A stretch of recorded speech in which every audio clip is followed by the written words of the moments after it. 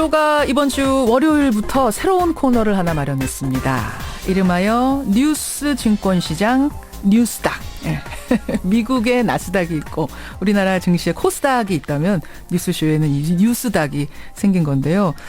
두 분의 패널과 함께 한 주간의 정치, 사회 흐름을 읽어보는 그런 시간입니다. 제가 이제 소개해드릴 이 두 분의 패널은 우리 사회 전반의 뉴스메이커들 중에서 상한가, 하한가 인물을 한 명씩 뽑아 올 겁니다. 이분들이 뽑은 그 인물을 중심으로 해서 뉴스의 맥을 한번 짚어보자, 이런 취지인데요. 뉴스쇼 증권시장 뉴스닥. 우선 코너를 책임져 줄 두 분의 패널을 저희가 초대를 했는데 지금 한 분이 이 방송국 앞까지 왔는데 이분이 막 올라오고 계실 거예요. 스튜디오에 안정적으로 들어와 있는 한 분부터 소개합니다. 어서 오세요. 예, 안녕하세요. 예, 이 목소리. 새누리당 이준석 전 비대위원 반갑습니다. 네, 반갑습니다. 초면에 뵙는 건데 네. 화면보다 더 괜찮게 생기셨어요. 아침에 퀭하게 지금 하고 나와가지고 그런 평가를 들으니 참 몸둘 바를 모르겠습니다. 사실은 이게 출근 시간이어서 네. 맞추기가 굉장히 어려우셨을 텐데. 그렇죠. 저만 해도 상계동에 기반을 하고 있다 보니까 한 2시간 내서 1시간 사이 교통사정에 따라서 다르게 잡힙니다. 지하철 타고 오신 거죠? 예, 전 지하철 타고 왔습니다. 네, 장하나 의원 지금 차가 워낙 막혀서 굉장히 일찍 출발하셨는데. 잘못 선택하신 겁니다. 지금 시간에 차 타고 오시면은. 예. 그쪽에 교통 상황이 굉장히 안 좋아서 아마 앞까지 오셨다니까요. 하고 있으면 자연스럽게 들어오실 거예요. 그나저나 이준석 전 비대위원은 어떻게 낙선 후에 마음의 치유는 다 되신 거예요? 낙선은 했지만 원 없이 선거를 뛰었고 또 우리 지역에서 또 아주 좋은 격려의 말씀 많이 들어가지고 또 낙선 인사 다닐 때마다 오히려 힘을 얻고 있는 그런 상황입니다. 예. 젊으니까 금방 또 훌훌 털어내시나 봐요. 예, 그리고 많은 분들이 이게 좀 듣기에 따라서 제가 들었을 땐 좀 아프기도 한데 젊으니까 이번에 너한테 공부하라고 한번 떨어뜨린 거야라고 하는 분도 있어가지고 제가 좀 더 열심히 해야겠다는 생각 많이 합니다. 어떤 말이 제일 아파요? 여러 가지 이야기 중에. 네가 이번에 조금 더 결기 있게 새누리당 사정을 비판했으면은 좋았을 뻔했다라고 하는 것. 예, 비판 많이 했는데 목소리가 그렇게 크진 않았나 봅니다. 그런 이야기. 자, 우리가 이야기를 나누는 와중에 장하나 의원 도착하셨습니다. 네, 죄송합니다. 안녕하십니까? 첫날부터 이렇게 이벤트를 만들어 주시네요. 차가 많이 막혔어요. 네. 예상치 못했던. 식은땀이. 땀을 흘리면서 들어오셨어요. 두 분 인사 나누세요. 오랜만입니다. 예, 안녕하세요. 이 조합으로는 또 오랜만에 보네요. 네, 죄송합니다. 초면은 아니세요, 두 분? 네, 아닙니다. 그러세요. 두 분이 각 당을 대표하는 젊은 피이시잖아요. 네. 40살 젊은 피 너무 이상합니다. 원래 45살까지는 청년 아닙니까, 정치권에서. 누구보다 당을 향해서 아무 눈치 안 보고 사회 전반을 논평하실 수 있는 분이어서 제가 이 두 분을 선정했습니다. 시간이 많이 가서요. 오늘 우리가 바로 들어가 봐야 될 것 같아요. 코너로. 어떤 코너인지 알고 오셨죠? 네. 상한가, 하한가, 우리 사회 전반을 짚어보는 시간. 우선 이번 주 상한가 인물. 누굴 선정해 오셨을지 궁금해요. 어떤 분 먼저? 이준석 비대위원? 예. 상한가. 이번에 저는 오히려 야당에서 한번 살펴보게 됐는데요. 이번 주 안희정 지사 눈에 많이 띄었었습니다. 지난주에. 상한가로 안희정 지사를. 예, 안희정 지사가 지금까지는 재선을 하면서 또 어떤 그 도지사를 쓸 능력을 많이 입증하기 위해서 노력했는데 많은 사람들이 예측했던 것과 같이 대선 도전의 의지를 최근에 많이 보이고 있는데 반응이 나쁘지 않습니다. 우선 여론조사 결과나 이런 것들을 봐도 의미 있는 순위권에 진입했고요. 웬만한 여권 지지자보다 높게 나오고 있습니다. 그런 것도 있고 또 한 가지 있다면 결국 우리가 대선을 살펴보면서 대선 승리 구도는 둘 중에 하나입니다. 정권 교체 아니면은 그 세대 교체. 이 두 가지 중에 하나가 보통 테마가 되어가지고 정권 교체가 일어나는 경우가 많은데 실제로 지금 보면 안희정 지사는 야권 내 후보들 중에서 그 두 가지를 동시에 담아낼 수 있는 인물 중에 하나로 거론되고 있거든요. 정권 교체와 세대 교체 두 가지를 담아낼 수 있는 그릇이다. 그렇죠. 그렇기 때문에 지금 약간은 다른 어떤 주요 주자보다는 지지율이나 이런 측면 관심도가 낮지만은 우리가 주식시장 분석하는 것처럼 이 테마주라는 것이 한번 받으면은 우리가 보통 주식시장에서 3연상, 4연상, 3연속 상한가, 4연속 상한가. 그렇죠. 몇 가지 이벤트만 받쳐준다면 아마 안희정 지사도 급격하게 또 하나의 주자로 부각될 수 있지 않을까.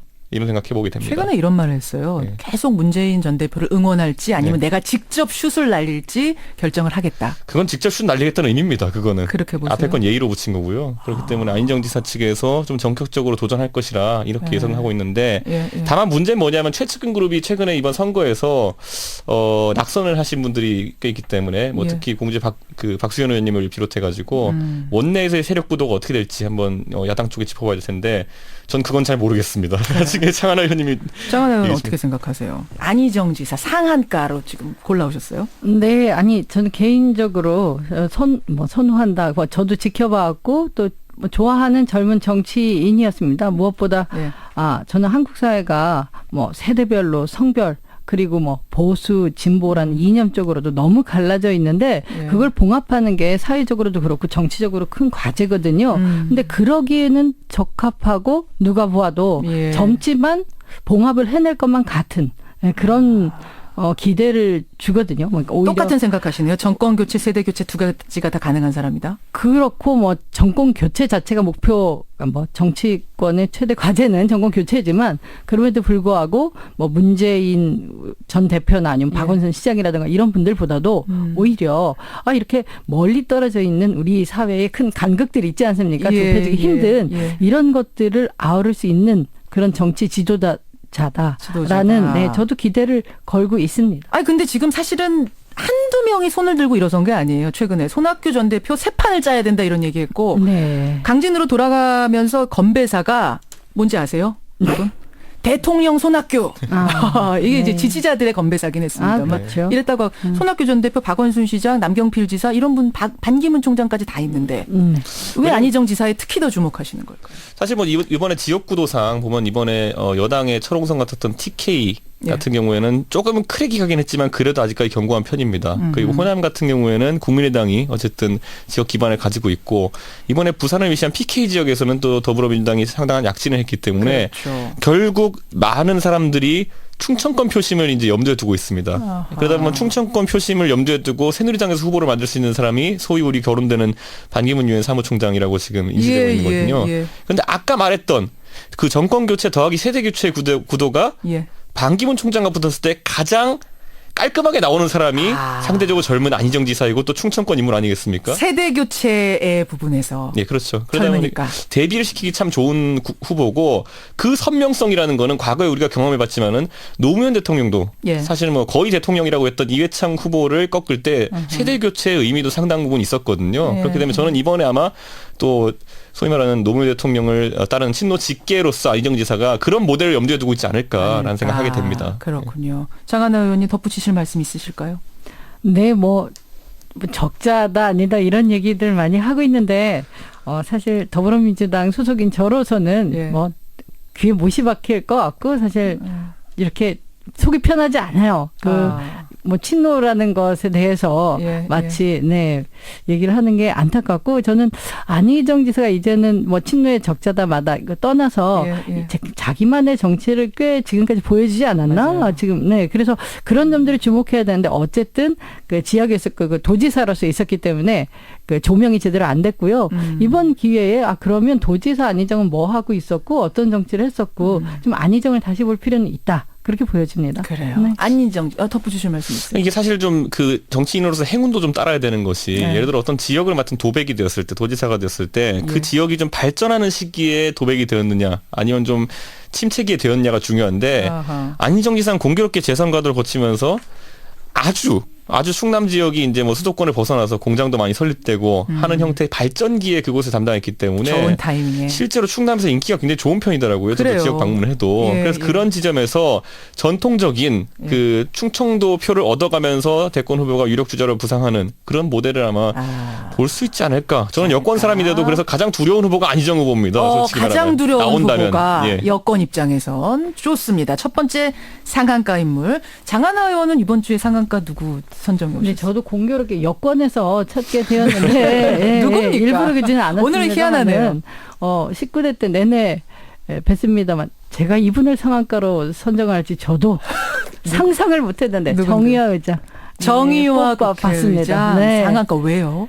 뭐 다들 아시다시피 19일날 마지막 19대 본회의 있었습니다. 근데 네. 거기에서 갑자기 상시청문회법 이게 튀어나와서 국민들도 놀라고 청와대도 놀란 것 같고 맞아요. 뭐 거부권 쓸까 말까 하고 있는데 여의치 않고 있지 않습니까? 예, 예. 근데 가장 중요한 것은 예. 이게 많은 그 우리 유권자 여러분들과 바라보는 시민분들도 20대 총선 결과 이렇게 다르니까 그렇죠. 예. 이런 바뀐 국회 분위기 가능하겠지 하지만 전 오히려 19대 국회의원이고 20대 때 뭐 진입을 못한 그러니까 예. 낙선자잖아요.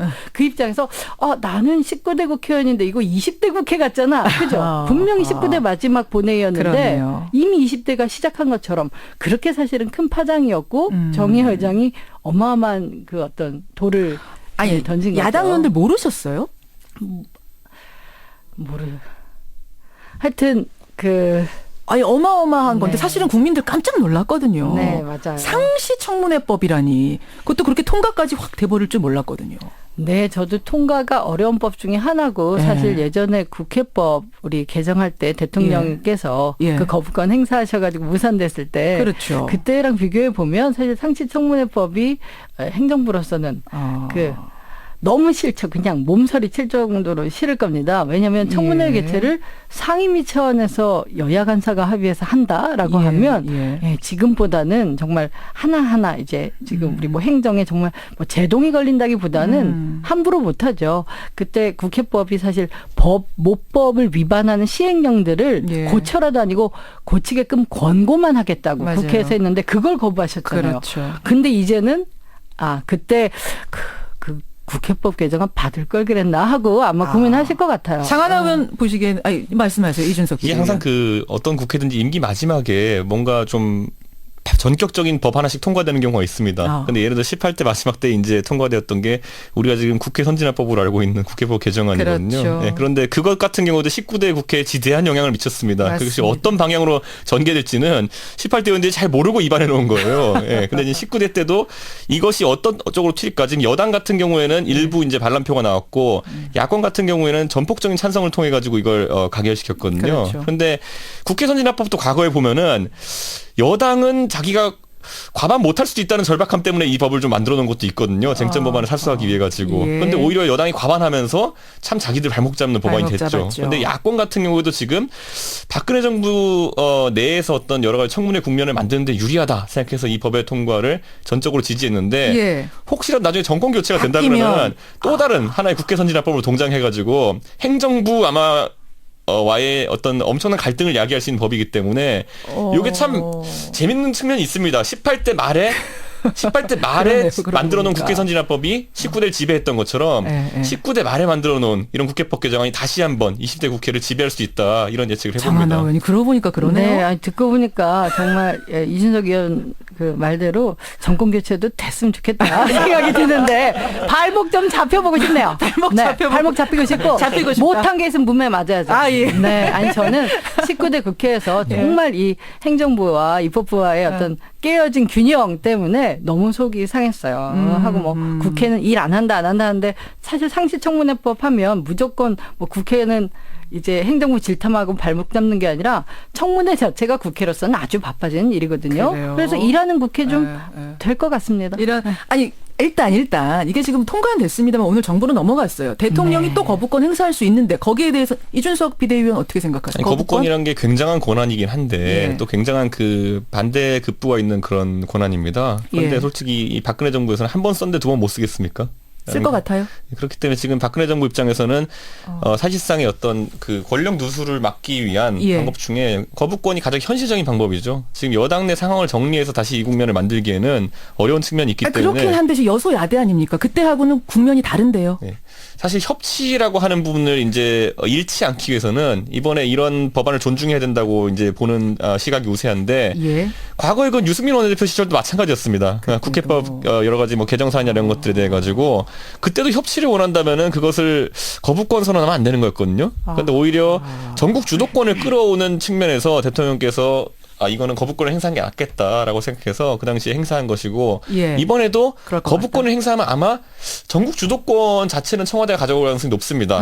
하지만 전체적으로 어떤 합의의 정신이나 이런 걸 위반했다는 비판 정도는 감수해야겠죠. 그렇게 예. 보세요. 장한 의원은 청와대가 어떤 결정 내릴 것 같으세요? 거부권 어려울 것 같아요. 제 그래. 생각에는 왜냐하면 총선 결과가 이런데 지금 네. 새누리당 내용 때문에 총선의 민의를 받아들이지 못한다는 예. 비판들도 많은데요. 청와대마저도 그렇게 된다면 네, 좀 정치적 부담이 너무 세지 않나. 하지만 않을까? 뭐 제가 이제 다른 정당의 뭐 여권에 대해서 이렇게 분석적으로 얘기하는 거 별로 안 좋아하는데 어쨌든 타이밍은 제일 좋죠. 가장 큰 선거가 바로 지났고 그렇죠. 가장 큰 선거가 제일 먼 시점이니까 어쨌든 대선이 1년 이렇게 6개월 뒤. 이렇게 진흙탕 싸움이 있더라도 알겠습니다. 시점상은 네, 빨리 싸우고 빨리 정리하는 게 낫다. 두 분 다 그런 것도 비슷하게 있고요. 생각하시는. 청와대 거부권이 나올 것 같다. 요거는 한번 지켜보기로 근데 하고. 아까 의석수 좀 짚으셨는데 예, 예. 국민의당이 38석, 정의당이 6석. 예, 그래서 예. 토탈 지금 뭐 더불어민주당까지 거의 167석, 8석. 하여튼 그렇게 되나요? 예, 예. 그렇게 되는 데다가 이제 정의야 의장 위시에서 그 무소속 군단 이번에 정말 그 작지만 큰 힘 보여줬고 그렇죠. 이렇게 되면 거부권까지 행사했는데 그게 국회에서 그 실현이 안 됐을 때 그 부담은 얼마나 크겠습니까? 공을 쳐냈는데 다시 돌아올 거. 그러면 정말 네 저는 레임덕 네. 가속화될 수 있기 네. 때문에 또 그런 면에서 행사 안 할 수도 있다고 보는. 네, 그 계산 열심히 할 거고 의원들 접촉도 하고 특히 여권 의원들 어떻게 표행사할지에 대해서 아주 알겠습니다. 빨리 하한가 넘어가야 돼요. 이번 주 뉴스닥에서 두 분이 뽑아온 하한가 인물은 누굴까? 이거 더 궁금해지네요. 어떤 분 이번엔 장한 의원 먼저 하시겠어요? 네, 저는 이번에 5.18 기념식 관해서 너무 뉴스도 뜨거웠잖아요. 그렇죠. 근데 황교안 총리 조용히 넘어가는 것 같아서 제가 좀 얘기 좀 드리고 싶어가지고. 황교안 총리 왜요? 일단 뭐 상징적으로 얘기 드리면 이번에 이무리한 행진곡이 예. 역시나 재창하지 못하고 합창하지 않았습니까? 우리 그렇습니다. 뭐 애국가 재창 얘기하면 재창과 합창의 의미가 어떻게 차이가 있는지 청취자분들도 좀 아실 텐데. 예, 예. 근데 이번에 기념식을 보면서 그 황교안 총리 한 사람을 위한 합창이었나? 하는 그런 무슨 말씀이세요? 그게? 뭐 국회담은 입을 보고 결국엔 국민 통합이라든가 네. 이제 뭐 화합한다 그리고 5.18 정신 계승하겠다라고 그 기념식 어떤 본인이 발언은 하셨는데 그래도 참 이 광주 특히 유족들 네. 그 자리에 있는 분들이 또 이렇게 오랜 시간 염원했던 이런 노래 하나에 결국 분열을 자초한 인물로서 저는 황교안 지적하겠습니다. 총리 하한가. 네. 이준석 전 비대위원 생각이 좀 궁금한데 이거 합창했었어야 된다고 생각하세요? 재창했었어야 된다고 생각하세요? 그냥 합창으로 밀고 나간 보훈처가 옳았다고 보세요? 제 생각엔 대통령께서 뭔가 전향적인 입장을 보여야 된다라는 취지의 발언하시는 상황에서 네. 그럼 대통령의 의견이 오히려 이 보훈처장이 무시당하는 모양새를 만든 것 자체가 저는 굉장히 정권에서도 해석하기가 참 모호합니다. 대통령께서 보통 의지를 보이시면은 관철되는 경우가 많았는데 왜 이 그렇죠. 사안에 대해서는 그렇게까지 보훈처가 즉각적으로 반응하지 않은 것인가에 대해 가지고 여권 내부에서도 의견이 분분합니다. 청와대 의견이었다고 보진 않으세요? 혹시 뒤로 오는 그런 의견이 있었던 건 아닐까요? 근데 이제 보훈처장 자체가 박보훈처장 자체가 원래 아주 강성 보수적인 측면을 많이 보이시는 분이기 때문에 박성준 보훈처장. 그래서 이제 두 가지 측면을 다 배제하지 못하고 있습니다. 이분이 아주 또 속된 말로 결기 있는 강경 보수적인 입장을 자기 권한 내에서 보인 예, 것인지 예. 아니면 진짜 청와대에서 협의 대항에서는 이런 얘기하고 저쪽 딴 쪽으로는 다른 압력을 넣은 것인가에 대해 가지고는 아무도 모르죠. 아무도 말을 안 하니까. 네, 지금은 보훈처장의 단독 단독 행동이라는 공식적인 어떤 분석 자체가 있지만은 예. 잘 모르겠습니다. 장한 의원은 어떻게 보세요? 네, 그래서 제가 황교안 총리를 뽑아봤는데, 그러니까 보훈처장이 아니라 황 총리를 뽑은 이유가, 예. 그러니까 지금 이게 개인적 일탈이라고 저는 좀 보지는 않고요. 예. 그랬다면 사실 대통령 대신해서 그 자리에 와 있던 황교안 총리 저렇게 굳게답은 입에서 불렀을 읽을 수 있는 게 거다. 아닌가 하고 또 하나 역시도 황 총리도 박근혜 대통령의 분신은 아니기 때문에 제가 황 총리를 뽑을 때는 예, 예. 기억나는 사건이 있습니다. 작년 10월인가요? 우리 국정교과서 때문에 대정부 예. 질문 때 예. 얼마나 그 많은 어떤 역사관, 세계관에 대한 질문을 받았습니까? 총리 자신이. 네. 그때 그 5.16은 혁명이냐 아니면 쿠데타냐 이 질문을 다수의 의원한테 받았는데 끝까지 답변을 안 했고 그래요. 예, 역사 뭐 사람에 따라 다르게 평가할 수 있다. 그리고 이분이 2009년에 본인이 직접 저작인데 그 집시법 법 해설서를 쓰면서 이제 5.16에 대해서 혁명이다 이렇게 이미 기술한 바가 있으세요. 그런 의미에서 네, 그렇죠. 황교안 총리 하한가. 그러면 이준석 전 비대위원은 누구를 하한가로 짚어오셨어요? 이 하한가 주식이라는 게 아무리 우리가 그 기업이 열심히 한다 하더라도 외부 변수에 한 번에 무너지는 경우가 있거든요. 있죠. 네. 그게 이번에 그런 케이스가 정진석 원내대표라고 볼 수밖에 없을 것 같습니다. 새누리당 정진석 원내대표 하한가? 그러니까요. 뭐 한창 이제 당선된 지 2주, 3주째 되어가지고 원내대표로서 최고의 이제 힘을 구사해야 될 그런 시기인데 이번에 어쨌든 새누리당 내에서 비대위원장 추인을 위한 전국위원회를 소집했으나 네. 어쨌든 성원 미달로 이제 개최되지 못한 점, 그렇죠. 특히 그것이 본인을 원내대표로 만들어준 범친박계에서 보이콧을 했다. 그것 때문에 이게 개최되지 않았다는 분석 때문에 정진석 원내대표는 취임 3주일 만에 과연 지지 기반이 어디냐라는 질문을 받을 수 있게 되는 것이고 앞으로 좀 힘이 안 받죠. 여러 가지 사안을 해가지고. 그래서 원내대표 입장에서 아마 이제 두 가지 중에 하나 앞으로 정권 재창출하는 측면에서 청와대와의 어떤 협조를 강화해 나갈 것이냐, 소위 말하는 원유철 모델이냐, 아니면은 어쨌든 당의 의견을 청와대에 맞서더라도 좀 새로운 의견을 내는 위치로 갈 것이냐, 유승민 모델이냐,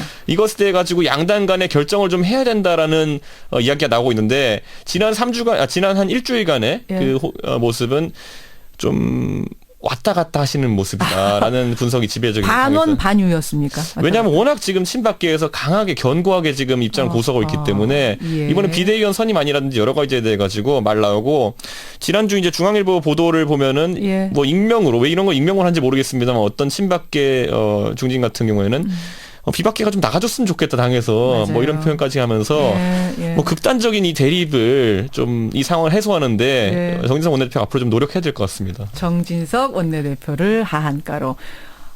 저 장하나 의원이 한마디만 짧게 하시고 짧게 촌평하시고 마무리를 지어야 될 것 같아요. 네, 저는 그 원유철 모델을 선택한 게 아닌가 싶습니다. 그렇게 보세요? 이 국회법 관련해서 그러니까 상시청문회법 요거 20대 때 가면 재개정하겠다라고 이제 공언을 하셨잖아요. 정진석 원내대표가. 그래서 뭐 한 2, 3주 동안 많이 부침을 당하셨는데 어쨌든 백기투항하는 모습이 아닌가 하는 생각도 보세요? 저는 들었고요. 근데 그렇게 되면 이제 더 이제 이목이 집중되는 게 이제 정의아 의장 중심으로 한 이 그룹과 어떤 관계로 갈지. 두 분 오늘 첫 순서인데 저 다음에 빨리 오셔야 돼요, 장하나 의원. 네. 다음엔 더 충분히 많은 이야기 나누도록 하죠. 뉴스닥 첫 코너 오늘 첫 순서 좀 정신없이 보냈습니다만 다음 주엔 더 우리 준비 많이 하고 새롭게 인사드리죠. 고맙습니다. 네, 감사합니다. 네, 감사합니다. 새누리당 이준석 전 비대위원, 더민주 장하나 의원이었습니다.